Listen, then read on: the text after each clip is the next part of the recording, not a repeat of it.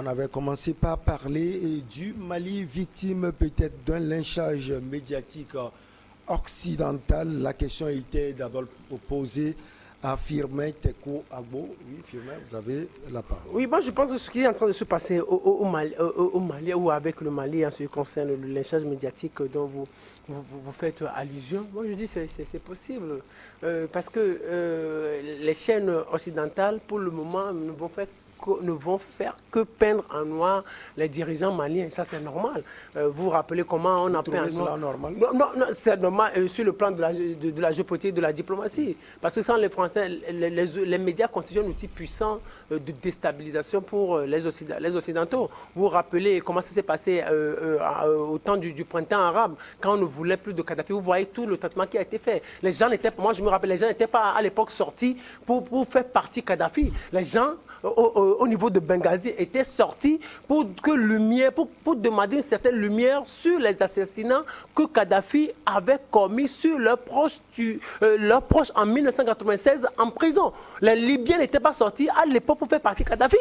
Les Libyens n'étaient pas sortis. Mais qu'est-ce que RFI avait dit, qu'est-ce que France 24 avait dit, les autres médias avaient dit à l'époque, que les Libyens ne veulent plus de Kadhafi, ils veulent son départ, ainsi de suite. Mais c'est après des documentaires, après des recherches que vous vous rendez compte que vous avez été manipulés. Donc les médias occidentaux, on le sait, ils font un travail de qualité, mais politiquement, c'est-à-dire c'est le Quai d'Orsay qui les manipule quelquefois. Alors, cela veut dire, comme Yves-Valentin Bayaba, que Moura, le rapport de la MINUSMA et d'autres rapports, si on peut le dire, ou d'autres informations sont complètement manipulés et que ce n'est pas la pure vérité. Non, c'est là que vous allez voir la puissance des médias. Vous savez, quand on dit un média, c'est un outil fort et puissant qui déstabilise, qui peut même déchoir un président, qui peut tout bousculer. Aujourd'hui, vous ne connaissez pas la force de cette manipulation médiatique ou de ce lynchage dont on parle. C'est un outil fort. Et vous allez voir comment c'est orienté. C'est-à-dire que c'est lorsque ça vous arrange d'un côté qu'on essaie de polir cela. Et de façon que les gens qui sont toujours dans une position de croire à ce qui est dit est vrai, vont croire. Donc ça emballe les gens, ça emballe les peuples. Et donc c'est là, je dis aujourd'hui qu'au-delà, puisque les Occidentaux, quand moi je parle de la France, ayant fait son échec sur le plan militaire, tout ce que nous avons connu, utilisent d'autres outils pour se redonner un nom. Et qui est les médias? Qui sont les médias? Aujourd'hui, je voulais même poser la question, quel est le rôle même? Est-ce que c'est le rôle, c'est à l'amusement de prendre ce rapport? Quelle est la substance? Quelle est l'importance? Voilà. Quelle est l'importance? Voilà. C'est une question aussi que moi je suis en train de me poser. Alors, c'est quoi? L'importance même de ce rapport, c'est quoi? Et selon même le rapport que nous avons tous lu, c'est qu'on estime qu'au niveau des FAMA, ils ont aussi connu des crimes, mais la plupart des crimes, c'est au niveau des Arabes, enfin, comment ils les appellent là, les gens les Touaregs et tout ce que vous connaissez. Donc, moi, je dis aujourd'hui que les gens qui lisent, qui écoutent, vont voir de façon beaucoup plus pesée que... Donc, il faut plus peut-être... j'allais utiliser un mot, peut-être quoi la version des autorités maliennes? Non, pas seulement ça. C'est-à-dire que moi, j'avais voulu qu'au-delà du rapport de la MINUSMA, que les FAMA aussi, ou les autorités maliennes aussi, un rapport, pour que ça soit un rapport équilibré. Alors, s'il n'y a pas ça, et que toujours, vous savez, vu que les autorités maliennes sont restées toujours taciturnes par rapport sur la question. Si les dés sont déjà bipés, moi je crois bien que c'est même pas la peine que les autorités maliennes produisent un rapport, parce que même le rapport... Pourquoi pas? Non, ils peuvent... En parlant de rapport, je me souviens aussi de l'enquête de Moura. Justement. Il y a eu l'enquête peut-être des Occidentaux et le Mali aussi produisent un rapport. Ouais. Donc c'est là, je dis, pour donner de l'équilibre par rapport à ce qui est. Puisque quand vous gardez le silence, ça veut dire que ce rapport de la MINUSMA est celle qui est réelle ou qui est connue de tout le monde. Je crois que dans ce cas de figure, la France ou les Occidentaux utilisent ce moyen puissant pour faire croire qu'aujourd'hui, cette déstabilisation, ce qui est en train d'être connu au Mali en termes de crimes et tout, revient au niveau local. C'est-à-dire que c'est les FAMA, c'est même les peuples même qui produisent ce truc-là. Et puis on tente même de victimiser les autorités maliennes en disant que la plupart des victimes qui ont été commises sont sur le dos de ces autorités maliennes. Et je crois que c'est pas bien. Moi je dis c'est pas bien. Cet acharnement du côté du Mali, je ne sais pas à quelle fin et à quand la fin de ce feuilleton-là. Mais nous allons souhaiter ou nous souhaiterons que les autorités maliennes aujourd'hui, même ils l'ont dit, qu'ils ne voudraient même pas qu'on parle des rebelles. Ils l'ont dit clairement qu'il n'y a pas de rebelles, enfin pas de rebelles, mais il n'y a pas de comment l'appelle-t-on, et comment le terme est utilisé chaque fois combattu là, on dit non pas les terroristes là, non, je parle aujourd'hui de Goïta là. Goïta est quoi? La junte, il ne veut pas utiliser le mot junte que les autorités maliennes parce que c'est formellement interdit qu'on parle de la junte que c'est des autorités et qu'il n'y a même pas de comment l'appelle-t-on, les Russes, des Wagner, que c'est des, comment l'appelle-t-on, des instructeurs russes qui travaillent avec des instructeurs russes. Donc je crois que ce bruit-là qui est autour, je crois que ça crée un rapport de force. Et au niveau des autorités maliennes, il doit prendre des dispositions pour clarifier l'opinion. Parce que si vous laissez toujours être dominé par les médias occidentaux, je crois que ce sera la version qui serait épousée par l'opinion. Nous voulons rectifier quelque chose. Il n'y a pas eu de rapport ni d'enquête à Moura. D'ailleurs, l'ONU a souhaité faire une enquête. Les autorités du Mali ont refusé. Mais l'idéal, Norbert Kouassi, ce n'est pas bien que l'ONU vienne faire son enquête et ensuite, comme Yves-Valentin Mayaba l'a dit tout à l'heure au niveau de l'aménagement, le Mali aussi qu'il fasse une enquête sur ce qui s'est passé à Moura. Bon, Michel, je t'avais dit la semaine dernière ici que le Mali se trouve dans une nasse et dans un filet et que chaque fois que les autorités maliennes trouvent un ciseau ou bien un couteau pour découper soit la nasse ou bien le filet, il y a toujours un autre filet qui est tendu par les Occidentaux. Mais on ne peut pas faire de rapport quand les dés sont déjà bipés. Ils vont faire le rapport, ils vont déposer aux Nations Unies. Mais les Nations Unies sont déjà inféodées par la France, l'Angleterre, tous ces grands que vous connaissez. Sauf la Russie peut défendre le Mali. Mais la Russie même est en maille avec tous ces grands-là. Donc pourquoi donner sa force? Pourquoi faire un rapport pour donner à des gens qui ne vont même pas lire le rapport? Ils ont déjà le résultat du rapport avant même que tu n'amènes le rapport. Le cas malien est un problème très grave pour l'Afrique. Faisons très attention sur le cas malien. Ça nous servit de leçon.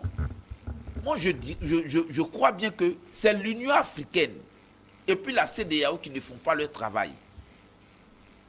Quand il y a eu les problèmes en Côte d'Ivoire, tous les autres pays qui étaient autour de nous, aucune personne n'a levé le doigt pour dire que ce que la France est en train de faire en Côte d'Ivoire, ce n'est pas une bonne chose. Quand c'est arrivé au Mali, c'est la même chose, les gens sont assis, ils regardent. Mais qui sait si ce n'est pas au Togo demain, si ce n'est pas au Bénin demain, si ce n'est pas en Gambie demain. Parce que les autorités qui sont là aujourd'hui, qui jouent bien pour la France, qui sont avec la France, mais dans 20 ans, est-ce que les mêmes autorités seront là? Ça sera d'autres autorités, mais c'est la Côte d'Ivoire qui reste. C'est les intérêts de la Côte d'Ivoire ou bien les intérêts du Togo qui vont rester. Mais si les nouvelles autorités viennent et qu'ils ne sont pas en odeur de sainteté avec la France va jouer. C'est le même format pour le le Mali. même format. Pour le Mali, c'est pourquoi, les autorités qui sont regardez là par jouent exemple avec la comment Russie, la Banque mondiale et le peuvent FMI venir jouent. jouer avec la France. Pourquoi tous les pays africains, quand ils sont malades, ils ont la même ordonnance? Pourquoi? Est-ce que nous, intellectuels, nous sommes posés les questions? Le point de la Côte d'Ivoire, ce n'est pas le point du Mali. Le point du Mali, ce n'est pas le point du Togo. Mais les ajustements structurels, pourquoi c'est la même chose? On doit se poser des questions. Sur le plan médiatique, quels sont les événements qui, selon vous, prouvent à suffisance que ce pays, le Mali, est victime de lynchage médiatique? Bon, quand par exemple, on ferme toutes les frontières aux Maliens pour ne pas que les vivres puissent rentrer, les médicaments puissent rentrer, les denrées de première nécessité puissent rentrer au Mali, et que la Mauritanie ouvre ses frontières au Mali, 2 semaines après, on dit les femmes ont commis des exactions sur des populations sans armes mauritaniennes. Mais il faut être un enfant pour croire à cela. Et qui a fait ça, selon vous? Mais qui a fait ça? c'est C'est pas ceux qui l'Occident. envoyaient les djihadistes, c'est ceux qui envoyaient les djihadistes, les terroristes, pour terroriser les populations. C'est eux. Parce qu'il faut commettre ces actions-là pour dire que ceux qui les gouvernent de l'État malien ne sont pas bien. C'est des gens qui ne sont pas fréquentables. C'est des gens qui ne respectent pas les droits de l'homme. Ça, c'est le premier cas. Même le deuxième cas, Moura. je ne parle même pas de Moura. Parlons des sanctions même contre le Mali. Mais c'est pour asphyxier le gouvernement malien, pour que le peuple se soulève. Tout cela, ça a été fait. Dès que les forces Barkhane quittent Thessalie ou bien quoi, on dit non, qu'il y a eu des drones qui ont filmé que ce seraient des drones américains. Parce que si on dit les drones français, comme on connaît le cliché français, les gens ne vont pas croire. On dit que c'est les drones américains qui sont venus filmer et que les FAMA étaient en train de tuer. Mais attends, ce n'est pas sérieux. Nous sommes en face de grandes nations qu'on respecte. Nous respectons la France, nous respectons les États-Unis. Mais dans ces 10 dernières années, nous avons compris qu'on pensait que c'était des grands, mais ce ne sont pas des grands. Pourquoi la vérité n'est plus dans le monde et que c'est le mensonge qui est bien maintenant? Toute la crise malienne, ce n'est que du mensonge. Allez, oui. La crise malienne, ce n'est que du mensonge. Mais on ne peut pas rester sur ça. Il va falloir que l'Union africaine, à un moment donné, même si elle a été défensive, qu'elle soit offensive un peu. Il faut titiller les Occidentaux pour dire, bon, sur ce plan-là, nous ne sommes pas d'accord. Vous êtes partis trop loin. Fumé disait tout à l'heure qu'il y a une ligne rouge que les autorités maliennes ne devraient pas franchir. Ils doivent franchir cette ligne rouge. Parce que quand vous êtes à une soirée dansante et que la cadence du tam-tam change, il faut que les pas de danse changent aussi. Alors, il est temps que les pas de danse changent en Afrique. Donc, ce que les Occidentaux font, moi je crois bien que ce n'est pas sérieux. Et les plus grands perdants, c'est eux. Parce qu'il y a une nouvelle alliance, un nouveau ordre mondial qui est en train de se dessiner entre la Russie, la Chine et puis quelques pays africains. Et d'ailleurs, même je dis tous les pays africains. C'est parce que les autres ont peur. Mais vous allez voir, quand ça va prendre, les gens vont partir. C'est comme un parti politique. Il y a un homme fort qui est là. Les gens pensent que les gens qui composent le parti politique ne peuvent pas aller ailleurs dans un autre parti politique. Mais quand l'homme fort meurt, vous allez voir qu'en espace d'1 an, tout le monde disparaît de ce parti. Moi, je peux dire simplement que les Occidentaux, pour le moment, ils commettent des erreurs. Ils ont toujours commis des erreurs. C'est nous qui les avons toujours cru pour Dieu. Alors qu'ils sont loin de l'être. Au fait, ils ne changent pas dans l'homme, ils ne changent pas. C'est maintenant, c'est cette génération, avec l'ère de la technologie nouvelle, qui est en train de voir clair. Alors que ce qu'ils sont en train de faire aujourd'hui, c'est la même chose qu'ils faisaient dans les années 60-80. Et sinon, ils ne changent pas. Ils n'ont jamais été Dieu, ils n'ont jamais été... quand on parle de vérité, de mensonge, mais regardez la guerre d'Irak, ça a été que du pur mensonge. Ce n'est pas la première fois que les Occidentaux forment des choses, mais c'est parce que ce sont eux qui tiennent le monde, ils mettent tout en branle pour tenir le monde, et jusqu'à présent, ils en ont toujours les moyens. Même s'ils commettent des erreurs, même si à certains niveaux, ils perdent un peu, comme la guerre du Vietnam, mais ils essaient toujours de se relever parce qu'ils voient le monde plus loin que nous. C'est-à-dire, les 20 prochaines années, eux, ils ont déjà préparé ça. Donc, c'est pour ça qu'ils prennent toujours de l'avance. Quand Corneille, s'il parle de l'Union africaine va faire quoi? L'Union africaine ne va rien faire. L'Union africaine, il va faire quoi? Quand l'Union africaine est financée par les États-Unis, quand la statue de paix et de sécurité de l'Union africaine est financée à 98% par l'Union européenne, l'Union africaine va faire quoi? Quand le bâtiment même qui est construit à Addis Abeba n'est pas... c'est construit par la Chine. Quand le budget de l'Union africaine ne sert qu'à payer les fonctionnaires de l'Union et que pour pour financer les autres projets, il faut tendre la main aux Américains, aux Nations Unies, aux Français, aux Européens. L'Union africaine va faire quoi? L'Union africaine ne va rien faire. Ils n'ont rien à faire. Ils n'ont qu'à se taire. Pour le moment, nous sommes en train de subir. Mais moi, j'apprécie toujours ce que la jeunesse africaine est en train de faire, mais sauf qu'elle manque de méthode. Il faut que nous disions non au coup de temps, mais il faut que nous ayons plus de méthodes. Parce qu'on ne peut pas chercher à se débarrasser des Occidentaux si nous n'avons pas de méthode. Ce sont des hommes très méthodiques. Allez, au Togo, les modalités de financement public des partis politiques connaissent des modifications suite à l'adoption d'une nouvelle charte des partis politiques le 24 mai 2022 par les parlementaires. L'aide sera désormais attribuée sur 2 bases essentielles. Les 2 tiers des ressources à allouer seront destinés aux partis représentés à l'Assemblée nationale proportionnellement au nombre de leurs députés. S'agissant du tiers restant, il sera reparti entre les formations politiques ayant recueilli 2% des suffrages au plan national à l'occasion des élections législatives. Alors, vous étiez en train de dire quelque chose, on retrouve comme Valentin Mayaba. Ce qui a été fait concrètement. Oui, je crois que le 24 mai passé, il y a une nouvelle loi qui a été votée à l'Assemblée et qui a pris en compte justement le financement des partis politiques. Aujourd'hui, c'est dessiné clairement que avec cette configuration, les gens ne vont pas s'agiter sur la façon dont je dois être candidat pour profiter de tel... Ça va, les agissements vont venir parce que c'est l'argent quand même. Oui, je ne refuse pas, mais ça a été réglementé. C'est ce que justement je suis en train de dire. Mais ce qui est intéressant, c'est que les gens qui ont nommé ou qui entre-temps ont estimé que les députés à l'Assemblée actuellement qui sont au Parlement sont des députés nommés, ont plus une longueur d'avance par rapport à ceux qui estiment que c'est eux les vrais leaders politiques. C'est ça la réalité. C'est la réalité. Alors, aujourd'hui, si vous prenez le budget qui est alloué aux partis politiques pour le financement, vous allez voir que je crois 2 tiers seront orientés, sont destinés à l'Assemblée nationale. 1 tiers, bon, on va regarder dans le champ qui a eu 2%, 3%. Voilà, donc ça là, bon, attendez-vous, les gens qui n'ont pas encore 2% se mettront à l'écart, mais peu importe leur popularité, bon, leur éventuelle popularité qui estiment qu'ils sont populaires et tout, les gens ne vont pas regarder. La loi reste la loi. Et donc, aujourd'hui, ça va faire réfléchir beaucoup, à beaucoup de partis politiques parce que le boycott des élections n'est pas une bonne chose.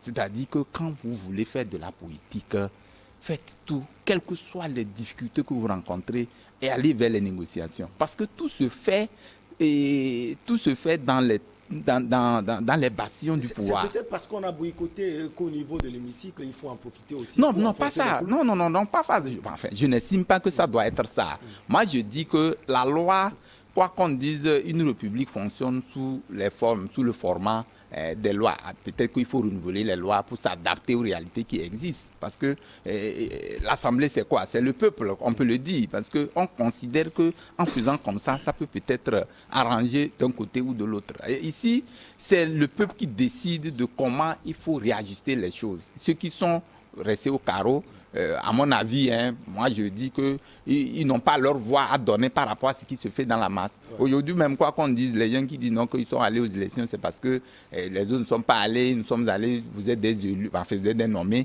Aujourd'hui, c'est eux qui ont la voix, c'est eux qui décident de ce que vous devez faire. Ouais. C'est là, je dis, c'est une erreur politique. Quand vous voulez faire de la politique, le boycott ne doit pas être quand même accepté pour le bien-être même de vos partisans que vous estimez qui sont aujourd'hui. Vous êtes restés sur les carreaux et c'est les autres qui décident à votre place. Vous allez voir. Donc, les prochaines échéances, les régionales s'annoncent très bientôt d'ailleurs. Vous allez voir, avec les présidentielles, très bientôt ici, puisque dans 2 ans et demi, il y aura ces présidentielles. En 2025. Je crois que ça va, la configuration politique est déjà dessinée. Les partis politiques aujourd'hui vont se frotter les mains. Ils vont commencer à travailler véritablement. Pas parce que je vais être candidat pour profiter de... Tu peux être candidat, si tu veux être candidat et que tu ne sais former, voilà, il faut travailler 2%. C'est justement ça qui est important. Parce que c'est les unes qui déterminent qui est Pas qui est qui, mais qui est fort.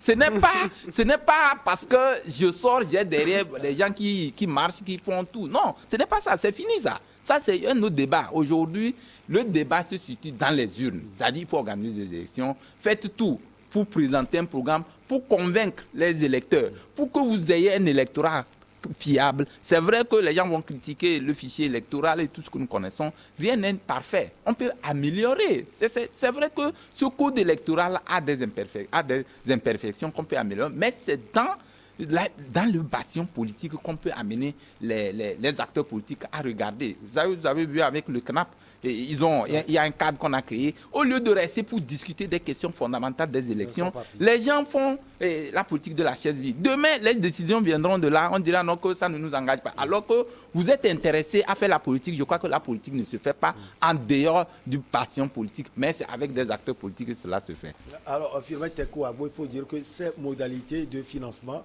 n'arrangent pas certains partis politiques, mais arrangent d'autres, hein, surtout ceux qui sont dans l'hémicycle, le PDP, le parti de Abbas Kaboa également, le MRC, il y a d'autres partis politiques. Il y a le parti de le parti de Djeritama. Il y a UNIR, il y a tellement de partis. Il y a UNIR, moi je veux mais pas... derrière, on voit d'autres partis, l'ANC. On n'avait pas cité l'UFC dans l'hémicycle. Oui, il y a l'UFC aussi. Moi je ne veux pas parler on parle de 2%, là vous pensez à quel parti politique? L'ANC va prendre sans doute, hein, parce que l'ANC avait 4%.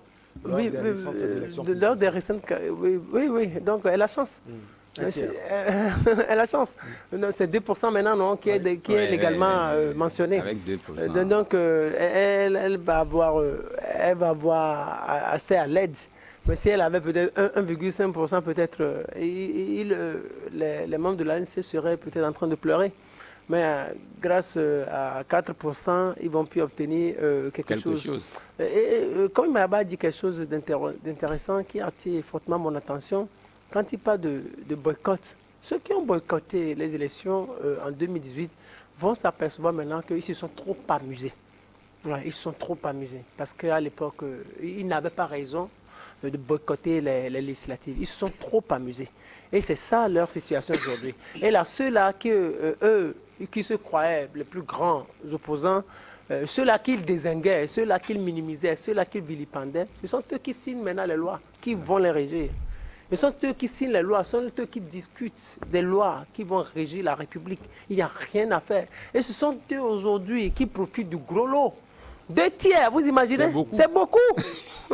2 tiers. Vous imaginez, on va faire un petit calcul. Ça veut dire, on a 90 millions. C'est un exemple. On a 90 millions. L'État débloque 90 millions. Ça veut dire, ceux qui sont à l'Assemblée nationale, les partis politiques qui sont à l'Assemblée, les partis d'opposition ou de partis... Non, partis d'opposition. Les partis d'opposition, vous imaginez, voilà. Les partis d'opposition vont prendre 60 millions. Non, c'est les partis politiques. C'est les partis politiques. Les partis politiques. Pourquoi j'ai donné les partis politiques. Ok, oui, voilà. Aussi, hein. Oui, UNI va prendre aussi. Oui, UNI, c'est un parti politique. Le plus structuré même d'ailleurs. Vous imaginez, UNI et les autres et ses amis vont prendre 60 millions. Vous imaginez, supposons, c'est un exemple, nous disons du n'importe quoi, on donne 90 millions, donc 2 tiers, donc ça veut dire... 90 millions divisé par 3. Divisé par 3, ça fait 30 millions. Fois 2, 60 millions. Oui, donc 60 millions, les partis qui sont à l'Assemblée vont prendre 60 millions, donc il ne restera que 30 pour le reste. Donc, au niveau du reste aussi, donc, au niveau du reste, on va trier également ceux qui ont 2%. On va trier également ceux qui ont 2%. Si c'est un qui a 2%, il prend le reste. Oui. Si c'est un qui a 2%, il prend le reste. Mais c'est bien. Ça permet peut-être d'assainir la vie politique togolaise. Oui. Mais sauf que à l'avenir, il n'y aura que de partis forts. Les petits partis, il n'en existera plus. Ça veut dire, avant de devenir grand, tu dois aller chercher des moyens toi-même, quelque part. Tu dois chercher des sources de financement. La politique, c'est les moyens. Donc tu dois t'efforcer avant d'avoir 2%. Et c'est quand tu auras 2% que tu seras éligible et là, l'État va t'aider jusqu'à ce que tu ne deviennes véritablement grand. Sinon, ça aide, ça va permettre à ce qu'on construise un système bipartisan. Ça veut dire il y a deux grands partis au Togo, comme dans les pays occidentaux. Oui, et ça va assainir. Ça va peut-être empêcher des partis qui veulent à tout prix aller aux élections parce qu'il y a de l'argent dans la cagnotte. Et c'est une très bonne chose. Mais ça va permettre à ce qu'on construise des partis forts, des partis bien structurés. Parce que autant les partis seront bien financés, ils auront assez de moyens, autant ils seront bien structurés. N'oubliez pas que nous avons la charte modifiée, de la nouvelle, la charte modifiée. Il y a des dispositions à prendre. Il y a des dispositions à prendre. Regardez par exemple, il y a un élément fort. On dit maintenant avant de créer un parti politique, vous devez être 60. Ouais. 60, oui. Vous devez être 60, alors qu'avant c'était 30. 30. Donc, Il faut avoir un siège. et il faut avoir un siège. Il faut tenir sa comptabilité. Il faut tenir sa comptabilité et présenter la comptabilité à la Cour des comptes chaque année. Bien sûr. Il faut un organigramme bien structuré et il faut, dans les 5 années, avoir organisé un congrès, obligatoirement. Et cela confirme ce que vous avez dit, l'idée là d'avoir des partis forts. L'idée d'avoir des partis forts, des partis bien organisés, oui. des partis bien structurés. Donc, ne va plus se lancer dans les courses partisanes qui veut maintenant. Hein, parce qu'il faut avoir des moyens. C'est pas parce que bon, je vais être candidat à la présidentielle que je vais avoir de l'argent. Non. Votre structure ne suffit pas pour être candidat à la présidentielle. Alors, Corée Kwasi, d'après les anciennes dispositions, les financements étaient destinés seulement aux partis ayant recueilli au moins 5% des suffrages sur le plan national aux élections législatives. Vous pensez que ce sont des avancées ou on a peut-être reculé? Moi, je crois bien que ce sont des avancées et il faut remercier le président Faure et Yassingbe parce que quand je viens ici souvent, quand on discute de la politique togolaise, les gens trouvent que c'est pas trop ça. Mais cette fois-ci, vous voyez qu'il veut que la vie politique soit animée. Tout à l'heure, Fémé était en train de dire que maintenant, il faut que les partis soient structurés. Effectivement, parce que l'argent qu'on met à la disposition des partis politiques, ce n'est pas pour aller s'acheter des voitures et s'acheter des villas. Mais c'est pour faire des campagnes politiques, aller sur le terrain, voir la population. Mais avant, quand ce n'était pas structuré, le monsieur pouvait faire ce qu'il veut. Mais aujourd'hui, c'est structuré. Mais le président Faure pouvait laisser les gens dans cette léthargie-là, sans les organiser. Moi, je crois bien qu'il est en train d'organiser la vie politique togolaise. Est-ce que c'est une organisation ou bien on veut avoir un regard sur la gestion des partis? Non. Pas forcément parce que le président Faure veut avoir un regard sur les partis politiques. Il veut organiser les partis politiques. Il veut organiser la vie politique au Togo. Tout de suite, on faisait un petit calcul. Puisqu'ici, on dit que l'État devrait avoir un droit de regard. Oui, mais c'est normal. Se renforcer sur la gestion financière. Surtout Oui, c'est normal. Quand c'est organisé de la sorte, on ne peut pas venir mettre sa petite copine à la tête comme on appelle, au secrétariat du si c'est parti. ma copine, comment l'État saura? Mais attends, l'État a les moyens. Je dis tous les jours que quand l'État déploie sa force pour te faire du mal, ton âme même fuit ton corps totalement. L'État a les moyens de contrôler. L'État a les moyens de contrôler. Donc, c'est des avancées qu'il faut mettre à l'actif du président Faure. Il est encore jeune. Et je crois bien qu'il fait tout pour que les politiciens togolais soient vraiment, à l'horizon 2030, de véritables politiciens, que les partis politiques soient vraiment organisés. Parce qu'en Afrique, les partis politiques ne sont pas organisés. Quand on parle de l'argent, si tu ne travailles pas, je vais finir, je vais chuter tout à l'heure. Un parti politique, c'est aller vers le peuple, leur parler de ce que tu veux faire, mais pas rester dans la capitale ici et puis dire que je suis un parti politique. Aujourd'hui, ils vont aller dans les contrées, dans les hameaux, dans les petites villes pour parler de leur parti politique, pour parler de leur programme. C'est en fonction de ça qu'ils auront le monde derrière eux. Et puis, ils auront beaucoup de députés à l'Assemblée nationale. C'est pourquoi le président Faure a pris ces décisions-là pour que les gens puissent vraiment faire vraiment de la politique. Ce n'est pas le président Faure, c'est l'Assemblée nationale. Oui, mais quand on dit l'Assemblée nationale, c'est le président Faure. Je sais que comme il veut pas, parce qu'il ne veut pas, mais je vous promets. On va plus mettre l'accent sur le Togo. On dit c'est le gars qui vote, mais le président est politiquement, il tire profit. Il en tire profit. Cher aussi. Merci, ça a été un plaisir de vous avoir sur ce plateau. Firmin Tekou Agbo, comme Valentin Mayaba et Norbert Kwasi, Corneille Norbert Kwasi. On se retrouve la prochaine fois, toujours avec le même plaisir. Nos programmes se poursuivent sur New World Info.